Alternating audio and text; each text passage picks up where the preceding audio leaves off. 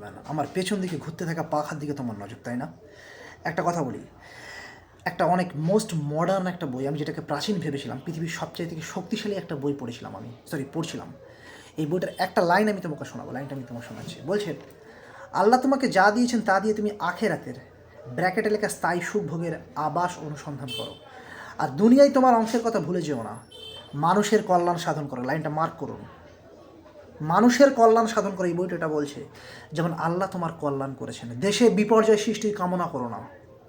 Mark this line. নিশ্চয়ই আল্লাহ বিপর্যয় সৃষ্টিকারীদের ভালোবাসে না। আমি জানি না কোন মূর্খ বলে ইসলাম হচ্ছে সন্ত্রাসবাদী রিলিজিয়ন। পৃথিবীর সূরা আল কাসাস আয়াত নম্বর 77, 28 নম্বর সূরার 77 নম্বর আয়াত পরিষ্কার বলেছে, আল্লাহ তোমাকে যা দিয়েছেন তা দিয়ে তুমি স্থায়ী সুখভোগ না আখিরাতের আবাস অনুসন্ধান করো। দুনিয়ায় তোমার অংশের কথা ভুলে যেও না, মানুষের কল্যাণ সাধন করো, দেশে বিপর্যয় সৃষ্টির কামনা করো না। আল্লাহ বিপর্যয় সৃষ্টিকারীদের ভালোবাসেন না।